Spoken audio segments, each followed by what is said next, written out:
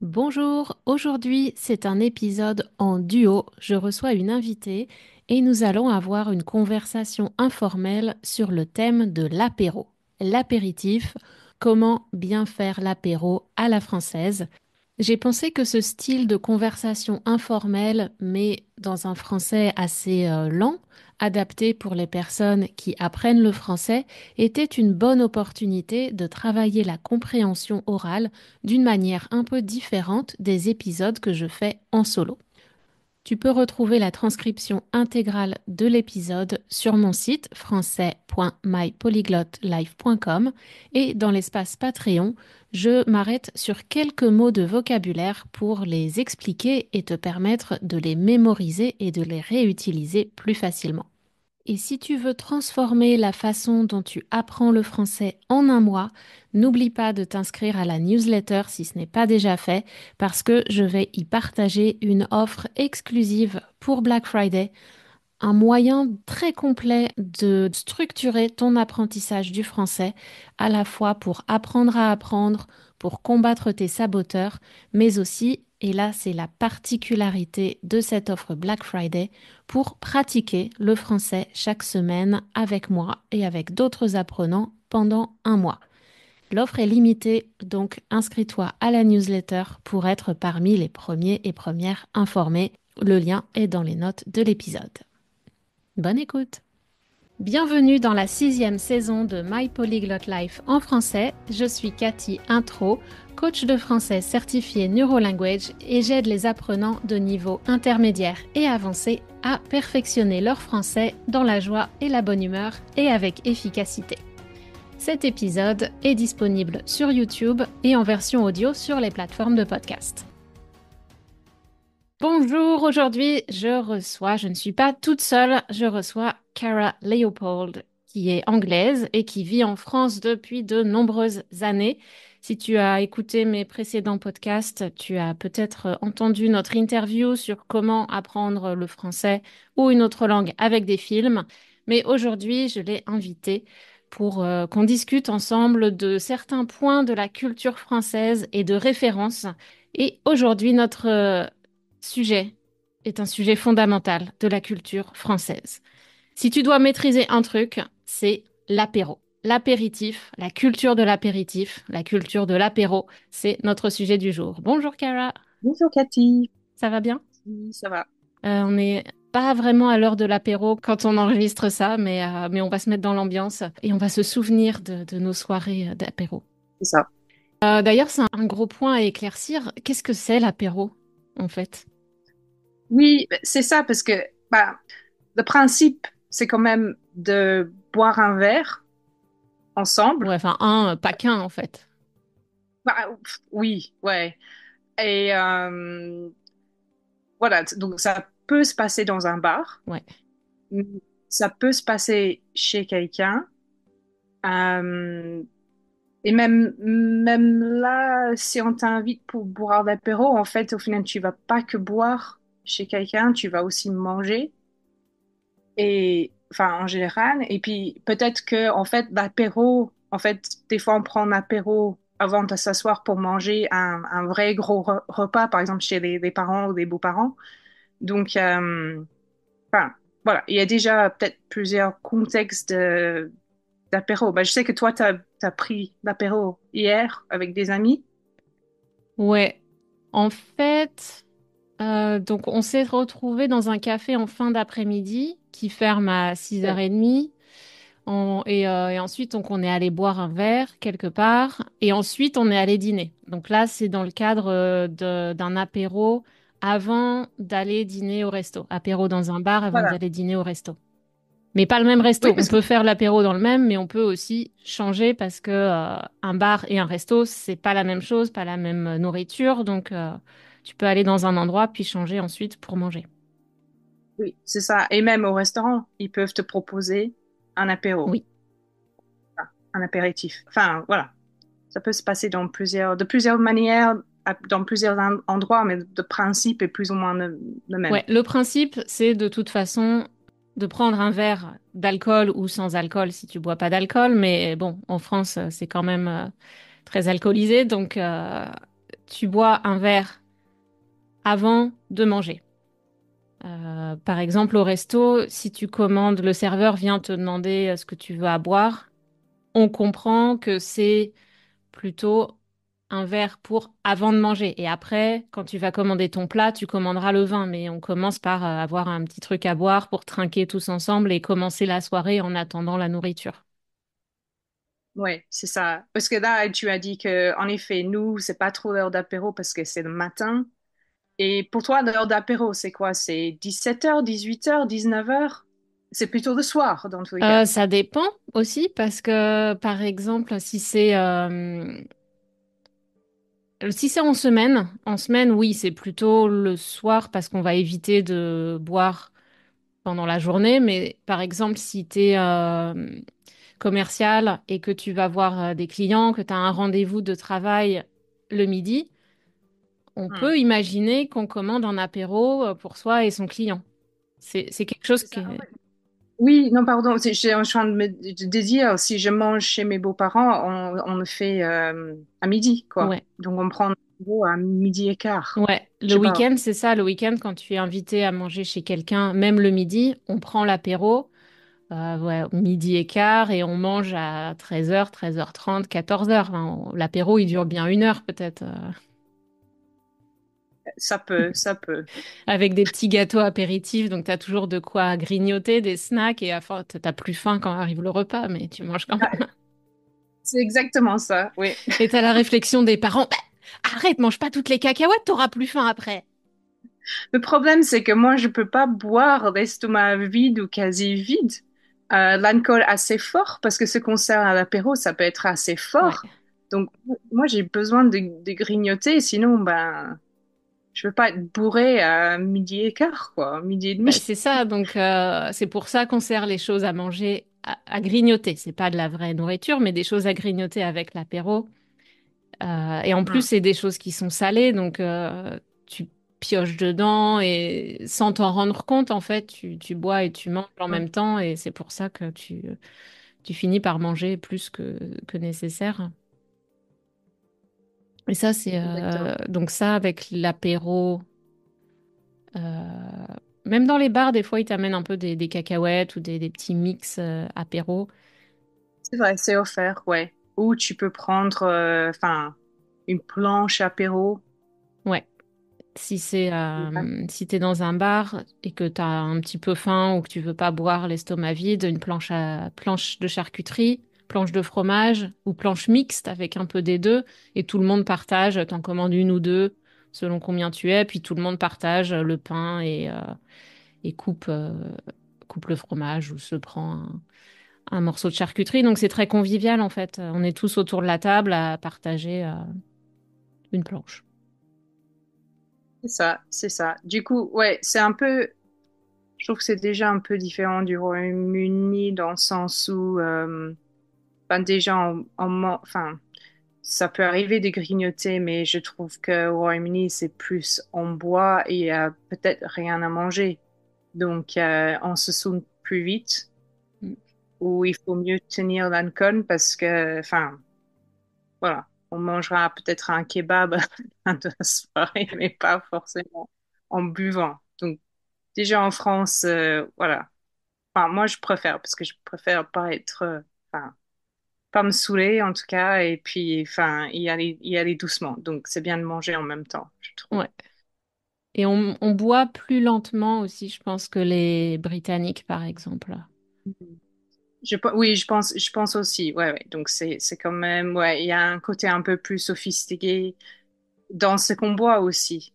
Euh, Parce que c'est pas forcément une pinte de bière. Ouais. Donc on va peut-être faire un récap des horaires et après on va passer à qu'est-ce qu'on boit pendant l'apéro.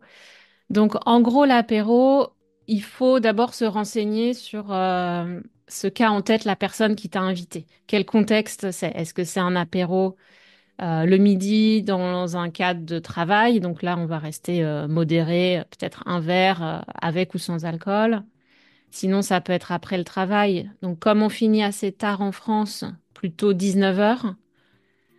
Et là, ça peut être soit dans un bar, soit être invité chez quelqu'un.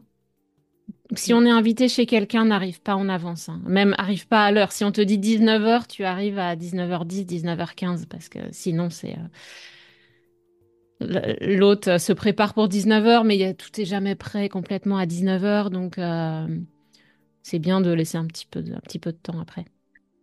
Je pense que je suis arrivée en avance la semaine dernière, mais chez quelqu'un, mais c'est vrai qu'elle a déménagé. Je connaissais pas, enfin, j'avais jamais été à son nouvel appartement, donc voilà, je me suis donné un peu plus de marge pour y arriver, pour trouver. Mais déjà, j'arrivais pas à trouver quand je suis arrivée, donc la pauvre, je l'ai appelée, je dis, ah, je trouve pas ton appartement, voilà.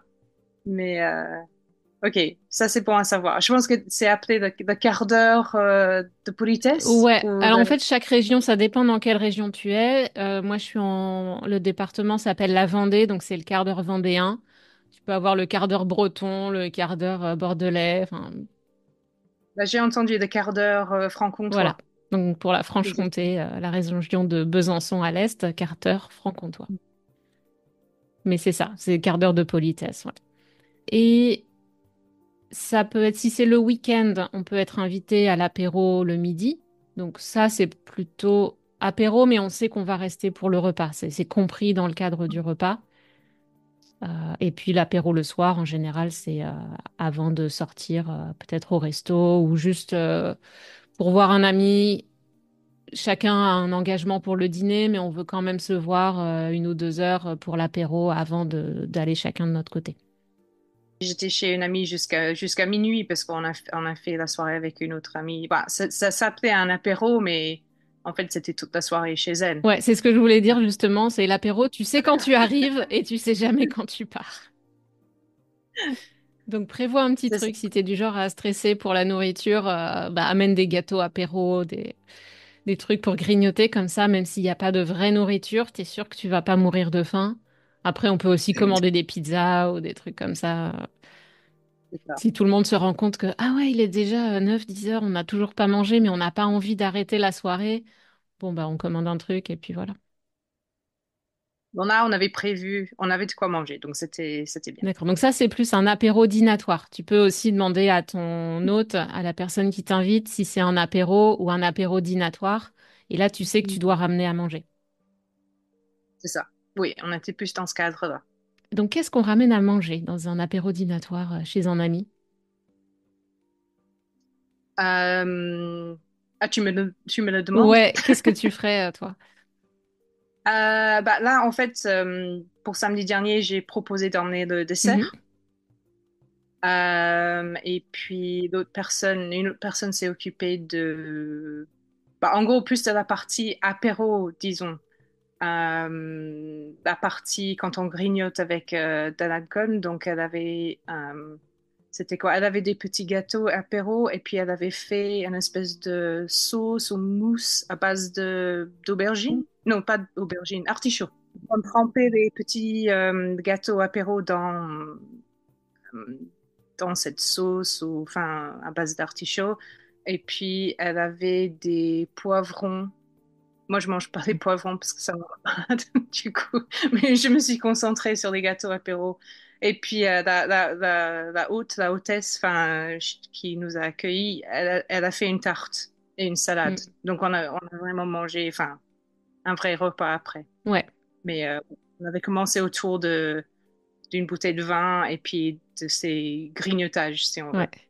Ouais, les gâteaux apéro, ça va être bah, des chips ou des... Il y a tout un rayon dans les supermarchés, Pringles, Doritos, pour citer les trucs internationaux, mais il y a vraiment une grande, grande quantité, une grande variété de petits gâteaux salés avec toutes les saveurs possibles et imaginables. Sauf peut-être, comme tu es anglaise, les sour, trucs à l'oignon, vinaigre, ça on évite en France, hein. Ah oui, ouais, ça pique un Ça peu, pique un peu. ça Nous, on est aussi. plus fromage, barbecue, tout ça. Oui.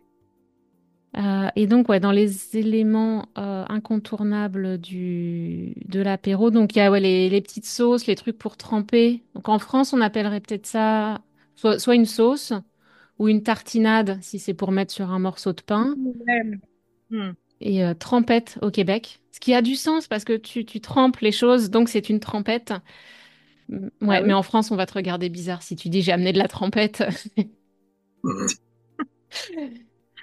Évite. Je crois que la trempette, c'était dans le... Non, Trampinette? Dans le film Roger Rabbit, Roger Rabbit, il y avait un Ah, truc avec la trempette et donc ça fait rigoler tous les Français qui sont au Québec. d'accord. Donc il y a ça, charcuterie et cornichons, c'est toujours bien vu d'amener du saucisson ou des différentes tranches de jambon, de trucs de charcuterie avec les cornichons. Hmm. Tarte, quiche, les quiches aussi, il y a toujours quelqu'un, moi par exemple, qui va se proposer de ramener une quiche parce que c'est facile à faire, c'est bon, ça se coupe facilement, ça se mange facilement, donc quiche que tu achètes en supermarché ou que tu fais toi-même, mais point bonus si tu le fais toi-même quand même. Ça peut être une tarte salée ou tarte sucrée, des gâteaux, comme toi, tu as proposé d'amener le dessert. Pareil, il y a toujours quelqu'un qui ramène des petits muffins, des brownies ou d'autres petits Hmm. trucs sucrés. Et salade, salade de pâtes, salade de patates, crudité pour mettre tremper dans les sauces. Hmm. Donc au final, on finit quand même par beaucoup manger toujours. C'est vrai. Hmm. C'est un peu ce qu'on, Il y a même pas. pardon, c'est un peu ce qu'on appellerait un potluck au Canada. Ah oui, c'est vrai, c'est vrai. J'allais dire, des fois, en fait, il y a tellement à manger qu'il n'y a même pas besoin de manger un vrai repas, entre guillemets, derrière. Ouais, non, complètement, ça se suffit. Entre la boisson et tout ce que tout le monde a ramené, ça, on n'a pas besoin de remanger, on peut aller se coucher direct après. Donc ça, c'est pour la nourriture. Et qu'est-ce qu'on boit alors à l'apéro français? Quelle est ta boisson préférée? Oh, à Ouais. l'apéro? Ça dépend. Ça dépend de ce qu'on me propose, mais ouais, je bois plein de trucs. Par exemple, j'aime bien le Porto. Mhm. Ouais, remarque, j'aime tout ce qui est sucré, donc des vins un peu comme ça, un peu, comment on appelle ça? C'est un vin Vin fortifié. cuit. Un cuit, c'est ça le mot. Ouais, fortified wine, ouais. Des trucs comme ça, une petite bière. On parlait aussi un petit peu des spécialités Mm. régionales. Donc, je pense que beaucoup de gens connaissent le Ouais. pastis Ça, ou c'est même franchi C'était régional du sud, de la région de oui, Marseille, mais maintenant c'est dans toute la France. ça. J'allais dire le pastis ou le C'est ça, il y a un ricard. débat entre les fans de pastis et de Ricard. Moi, j'aime ni l'un ni l'autre, donc je me prononce pas, mais Ah, d'accord. Moi, je trouve pour moi, les deux sont interchangeables, mais peut-être que je devrais pas dire ça. Et puis en Franche-Comté, on a un équivalent qui s'appelle le pontarlier ou le pont. Mhm. Donc, si tu vas dans un bar ici, tu demandes un pont, ils vont te servir un verre de pont. En gros, oui, c'est comme le pastis. Donc, il y a un peu de pont au fond du verre et puis on rajoute de l'eau. Mm. Et c'est ça, un pont. Et en gros, c'est un alcool à base Mm. d'anis. Ce qui arrive souvent d'ailleurs avec enfin, je sais pas si c'est souvent, mais ce qui arrive avec le pastis ou le pont, j'imagine, c'est qu'on t'amène le verre ou ton hôte te sert la dose d'alcool dans ton verre.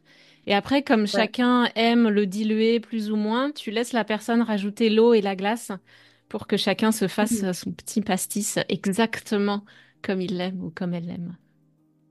C'est vrai, c'est vrai. Après, des fois, c'est servi dans un verre qui est assez petit, donc on peut pas peut-être rajouter plus d'eau que ça. Mais c'est vrai que oui, on pourrait doser.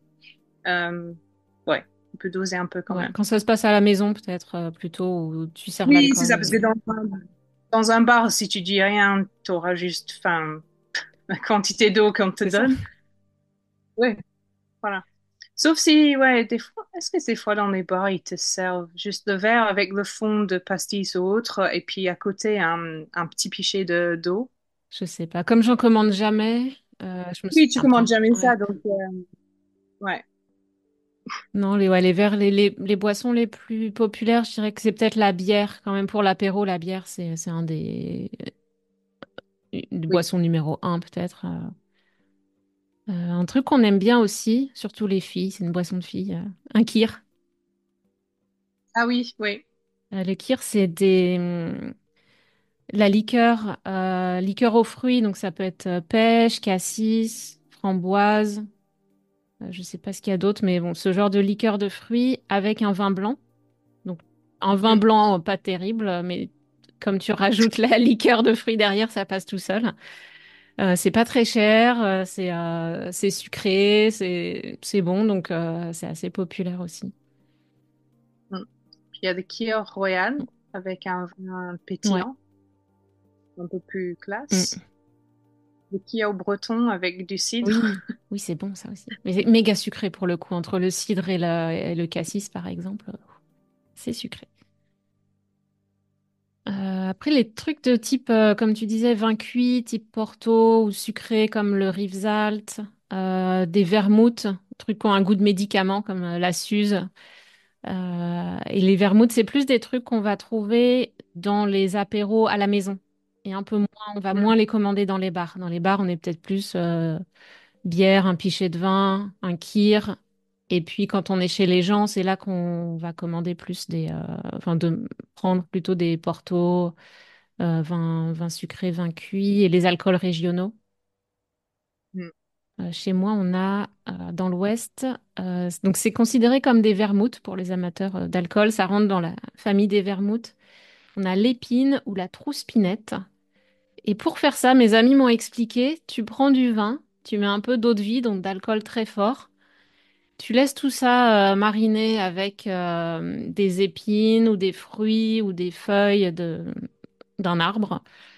Et comme ça donne un peu de saveur à l'alcool. Tu rajoutes un peu de sucre. Et puis, ça te fait un vin apéritif qui est peut-être en degré d'alcool, je sais pas, entre 15 et 18 peut-être, ou entre 13 et 18. Donc, un peu comme un vin classique.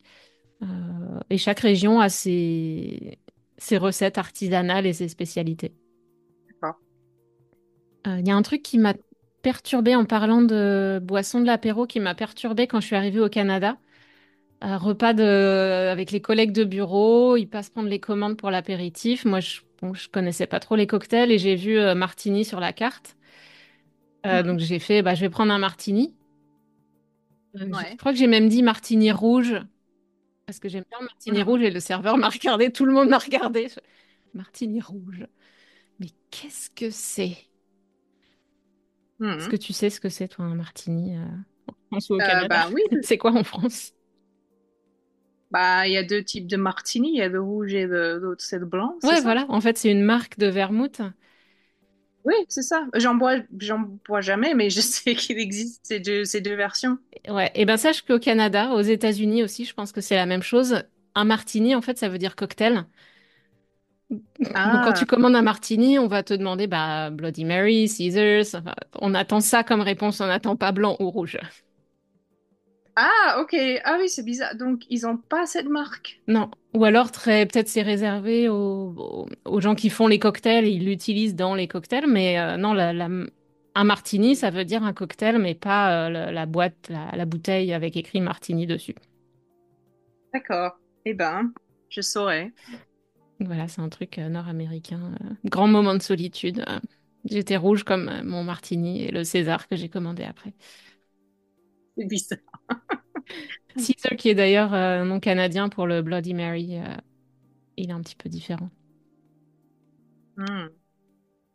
Mais bon, là, on est sur la culture française, donc restons là-dessus. On peut avoir aussi ok, des alcools forts. On peut faire un rhum coca ou un gin tonic, mais c'est peut-être pas ce qu'on boit le plus à l'apéro. Hmm. Ouais, ouais. Peut-être plus quand t'es en soirée. Oui, j'allais dire, ouais, c'est plus des boissons que tu bois en boîte de nuit ou, enfin, Ouais, dans les fêtes. offert même des fois enfin, ça fait longtemps que j'ai pas été en boîte de nuit en France, mais des fois, ils t'offrent, enfin, un vodka coca ou, Ah ouais. Mhm. Ils t'offrent une conso. et oui, conso offerte ou offerte pour les filles, il y a eu ça aussi Ouais. à une époque, je sais pas si Oui, ça se fait ouais, encore. enfin, en tout cas, tu payes moins cher ou même tu payes pas l'entrée pour les filles, conso offerte. Ouais. Puis ils veulent faire venir des filles pour faire venir les gars, forcément. Mais s'il y a que des gars dans la boîte, c'est pas une très bonne soirée. Donc, c'est pour ça qu'ils font des incitations à venir pour les demoiselles. Et puis, en plus, si tu peux les alcooliser avec une consommation gratuite, enfin, Aïe, voilà, aïe, aïe, voilà. ouais. C'est un peu problématique, mais Ouais. c'est l'idée, je pense, qui est derrière. Après, on n'est pas obligé de boire de l'alcool, hein, donc on a des jus de fruits aussi, évidemment, des cocktails sans alcool, les boissons gazeuses, les sodas, voilà, soft, les sodas. Sauf, ouais, j'allais dire des sirops à l'eau. Tu prendrais ça à l'apéro? Ou ça fait un peu enfant? Ça fait un peu enfant, mais les gens qui boivent pas d'alcool, ouais, j'ai déjà vu des gens qui demandent un diabolo menthe ou un diabolo fraise. Voilà. Donc, ouais, sirop de fraise ou sirop de menthe avec une eau gazeuse ou non, une limonade. Diabolo, c'est avec de la limonade. Oui, voilà, ouais. Parce que en Franche-Comté, il y a une entreprise qui s'appelle Riem qui fait des sirops et il y a des parfums assez étonnants. Enfin, il y en a plein. Bah, il y a même un sirop de sapin. Mhm. Je pense que j'ai jamais goûté. Bon, ça fait très truc d'ici parce que on est un peu en montagne et tout ça. Enfin, ça me choquerait pas parce que c'est des sirops, c'est pas juste grenadine ou menthe. Il y a plein de parfums et bah, voilà, ça fait un peu adulte aussi. Enfin, Ouais, mais un diabolo sapin, je sais pas. Diablo, ça part. Il y a même un bar où on va, elle fait, la propriétaire, elle fait un truc où elle mélange de pontarlier. C'est comme un petit cocktail, mais c'est pontarlier, sirop de sapin et un autre truc. Ouais, c'est extrêmement franc-comtois. Enfin, c'est assez fou. Donc, si vous allez visiter Besançon, je sais, c'est pas une destination très touristique, mais ça a son charme. Essayez le cocktail à base de pontarlier et de sapin, alors. Je sais pas comment je lui demanderai la prochaine fois, mais je vous donnerai des adresses si vous voulez trouver ça. Ouais, ça marche. Alors après, bon, c'est alcoolisé, mais les spritz aussi ont pas mal pris en France. Je pense que c'était la mode dans le monde entier, peut-être, les spritz, apérol spritz, quelque chose comme ça. Ah oui, oui, c'est vrai que, ouais, ouais, donc c'est italien à la base. Ouais, Puis, oui, parce que eux, ils ont leur version l'apéritivo ouais, en Italie. Donc, ah oui, les spritz, c'est partout. Et je vois ça au Royaume-Uni et tout. ouais. Donc en France aussi. Et je sais pas, j'ai pas trop fait attention, mais entre le moment où je suis partie au Japon en 2023 et quand je suis revenue en 2024, au Québec, il y a eu une explosion des bières à 0%, bières sans alcool. Est-ce que en France, tu as vu la même chose? Euh, j'ai pas, enfin, ça doit bien exister, ouais, mais ouais, je pense que ça devient, enfin, il y a de plus en plus de produits bas ou zéro alcool. En France, je sais pas trop, mais oui, j'imagine, parce que ça commence à prendre aussi un peu partout. Ouais, donc ça permet, ouais, si t'as pas envie de boire, tu peux, ouais, t'as ça comme Ouais, option. t'as l'impression, enfin, tu as l'impression de boire une bière et les gens autour de toi ont l'impression que tu bois une bière aussi, donc tu es considéré comme socialement acceptable. Mais c'est sans alcool, donc c'est un bon compromis. Et peut-être on est un petit peu Hmm. plus lent à adopter ça en France, mais bon, si ça vient ailleurs, ça viendra ici aussi.